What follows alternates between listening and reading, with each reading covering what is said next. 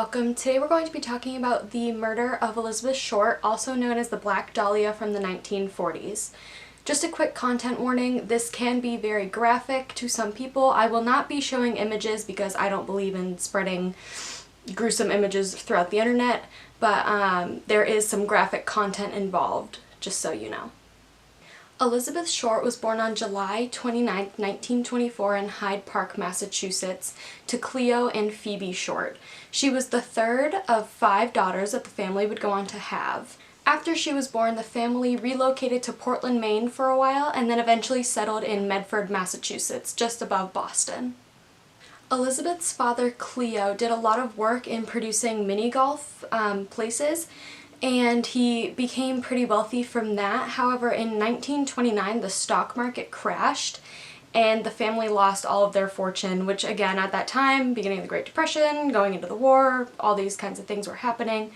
So it was just awful for the family. The following year, in 1930, Cleo's car was found on the Charleston Bridge and it was abandoned, and it was assumed that he had went missing or committed suicide by jumping off the bridge.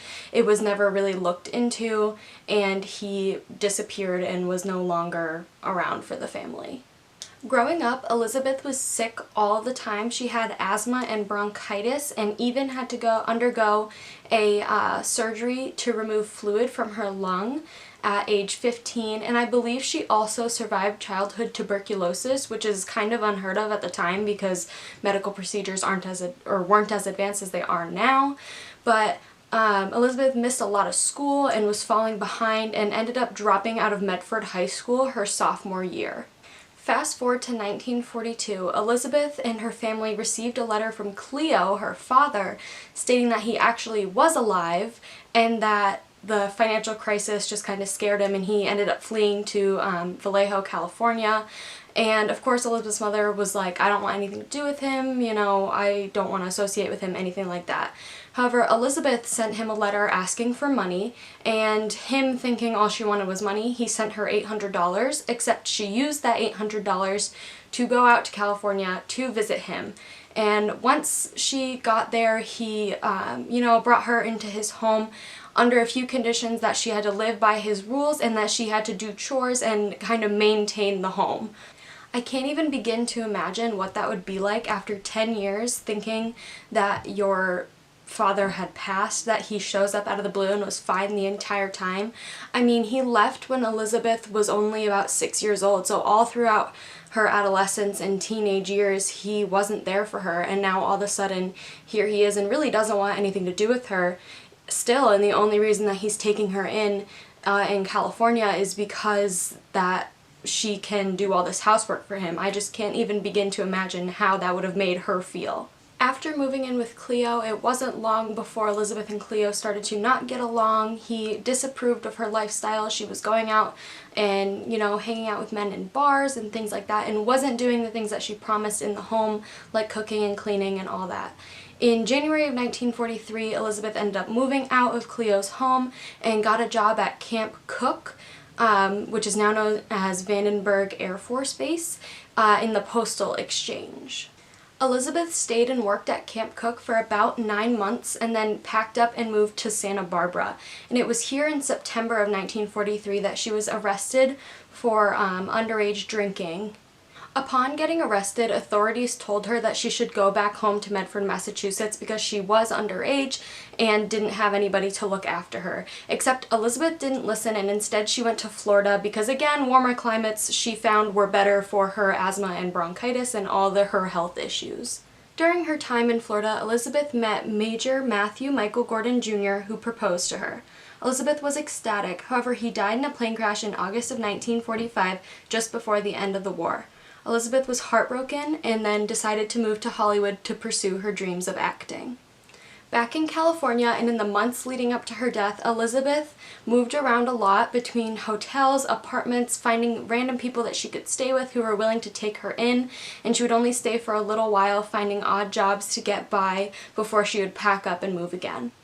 Before we talk about her death, I just want to talk a little bit about her nickname and how she got it. So her nickname is the Black Dahlia, and this actually came from patrons and workers who were at a mini mart or a drugstore that she would hang around in 1946, and it actually comes from a movie called The Blue Dahlia, which was a popular film at the time, and Elizabeth liked to wear black, and so they dubbed her the Black Dahlia. Elizabeth was last seen alive on January 9th of 1947. She had just returned home into Los Angeles after a brief trip to San Diego with Robert "Red" Manley, a 25-year-old married salesman that she had been dating. Manley stated that he dropped her off at the Biltmore Hotel located at 506 South Grand Avenue in downtown Los Angeles, and that Short was to meet her sister who was visiting from Boston that afternoon. By some accounts, staff at the Biltmore recalled having seen Short using the lobby telephone. Shortly after, she was allegedly seen by patrons of the Crown Grill Cocktail Lounge at 754 South Olive Street, approximately half a mile away from the Biltmore Hotel. At around 10 a.m. on January 15, 1947, a woman named Betty Bersinger was walking to the shoe store with her daughter when she noticed what looked like a mannequin on the side of the road, just past the sidewalk and on the grass, in a suburban area known as Lemare Park. I'm not sure if I'm pronouncing that right, but I will put how it's spelled down here. After getting a little bit closer, Betty Bersinger noticed that it was in fact not a mannequin and that it was a body, so she ran to the nearest home and used their telephone to call 911. Again, just another warning, this is where it gets gruesome, just so you know. When the police arrived on the scene, they were stunned at what they found. Again, the body was just past the sidewalk and on the grass in this area of the suburbs. The police found a body that had been cut in half, clean at the waist, and had a Glasgow smile carved into the face, which most of us probably know better as the Joker smile, meaning that her mouth was cut from ear to ear on either side. To make it even weirder, there wasn't any blood found at the crime scene, which indicated that the body had been killed elsewhere and dumped here. When the body was found, the arms were above the head and the leg portion of the body was placed about a foot away from the torso. The investigation was led by the LA Police Department, and the FBI were asked to assist. The body was actually identified in 56 minutes, which is unheard of at the time, and it was actually through fingerprinting. And it was quickly known that this was Elizabeth Short, and I mentioned earlier that it was relevant that she was arrested and that she worked at Camp Cook, and because she was fingerprinted at both of these places to work there or since she had been arrested, her fingerprints were on file and it was easier to identify the body. Her mugshot from her previous arrest was released to the public, and the police were looking for any information on her whereabouts from January 9th when she was last seen to when her body was found on the 15th. The flyer reads, description, female American, 22 years, 5 foot 6 inches, 118 pounds, black hair, green eyes, very attractive, bad lower teeth, fingernails chewed to quick. This subject found brutally murdered, body severed and mutilated January 15, 1947 at 39th and Norton. Subject on whom information wanted last seen January 9, 1947 when she got out of car at Biltmore Hotel. At that time, she was wearing a black suit, no collar on coat, probably cardigan style, white fluffy blouse, black suede high-heeled boots, nylon stockings, white gloves, full-length beige coat, carried black plastic handbag, 2 handles, 12 by 8, in which she had a black address book. Subject readily makes friends with both sexes and frequented cocktail bars and night spots. On leaving car, she went into lobby of the Biltmore and was last seen there. Inquiry should be made at all hotels, motels, apartment houses, cocktail bars and lounges, nightclubs to ascertain whereabouts of victim between dates mentioned. In conversation, subject readily identified herself as Elizabeth or Beth for short. The autopsy report concluded that she had died from a severe concussion and hemorrhaging from all the lacerations on her body, and her time of death was estimated to have been late in the evening on January 14th or early in the morning on January 15th, and again the body was found on the 15th, and this means that whoever had her captive, if they did, we don't know her whereabouts, likely held her from the time from the January 9th to the 15th. Due to the nature of her death and her known flirting with men before her disappearance and death, the media made her out to be easy prey and thought that this might have been a sex-related crime, perhaps maybe she turned down a man or things went too far, but the media kind of attacked her for her character. On January 21st of 1947, an editor for the Los Angeles Examiner got a phone call from a man claiming to be Elizabeth's killer. He followed this phone call up with a letter that had small letters cut out from what looked like it could have been magazines, and it said, "Here are Dahlia's belongings." The envelope contained photographs of her, business cards, and even her birth certificate.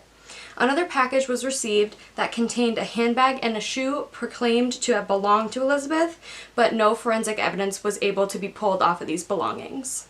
A $10,000 reward was announced for any information that could lead to Elizabeth's killer. Over 150 suspects were questioned, and many people falsely confessed to try to obtain this $10,000. However, all leads turned out to be a dead end. There's a theory that Elizabeth's murder is related to the Cleveland torso killings that took place in 1934 to 1938 because the MO of the crime was similar. Again, torso killings, you can probably connect that they were cut in half just like Elizabeth was, but an arrest was never made in either case, so it's unknown whether or not they are related. Police came to consider a man named George Hodel a suspect in the murder of Elizabeth Short. He was never formally charged with the crime and came to wider attention as a suspect after his death when he was accused by his son, LA homicide detective Steve Hodel, of killing Short and committing several additional murders. Prior to the Dahlia case, he was also a suspect in the death of his secretary, Ruth Spalding, but was not charged, and was accused of raping his own daughter, but was acquitted. He fled the country several times and spent 1950 to 1990 in the Philippines. In 2003, it was revealed that from the 1949 grand jury report that investigators had wiretapped Hodel's home and obtained a recorded conversation of him with an unidentified visitor saying, quote, "Supposin' I did kill the Black Dahlia. They couldn't prove it now. They can't talk to my secretary because she's dead," end quote. Nonetheless, with all of this information and all of the suspects, many people have accused their family and friends of being involved. This case is still unsolved 75 years later, and many of the suspects are now dead, along with the original investigators on the case, so we will never know what happened to Elizabeth Short. Thank you for watching. I know this was a pretty gruesome one, but I would like to know your thoughts on the case. If you want to leave comments down below, I'd like to know what you think or who you think did it.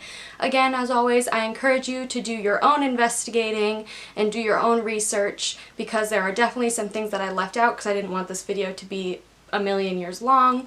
But it's just very unfortunate, you know, a 22-year-old girl whose life was cut way too short. It's super sad. But let me know what you think, and thank you for watching.